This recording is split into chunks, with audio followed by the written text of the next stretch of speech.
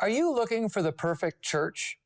I hope you aren't, at least by how we define perfect, by meeting our expectations, because if you are, you're going to constantly be disappointed.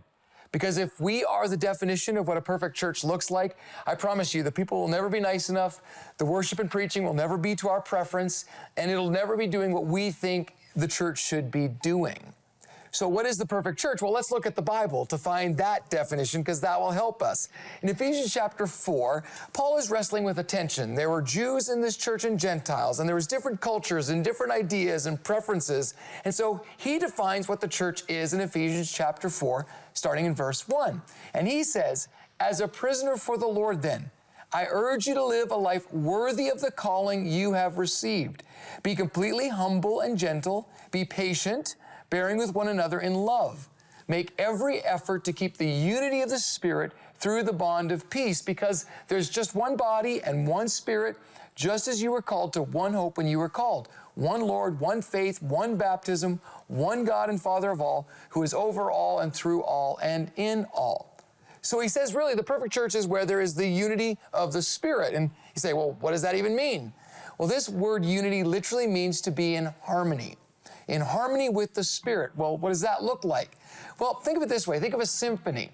Just like there's a composer and a lead instrument and a conductor, in the same way, God is the composer. He writes the music the way life is supposed to be. And Jesus is the lead instrument. He plays the melody that we are all to follow. And the Holy Spirit is the conductor. When we lose our way, we can look to Him and find our direction. So how can this be applied in the church context? Well, here's the deal. The perfect church is an invitation into community, and it is a calling, Paul says. It's not a choice, it's not a preference, it's not whether I feel like going today. It's a choice to be a community of faith. It's also an invitation into investment. You just don't go and spectate. It's actually an opportunity to use your time, your talent, and your treasure to find that unity of the Spirit, to do something better together than you could on your own. And finally, it's an invitation into truth. It is a community learning through unity to discover who God is together. So here's the deal.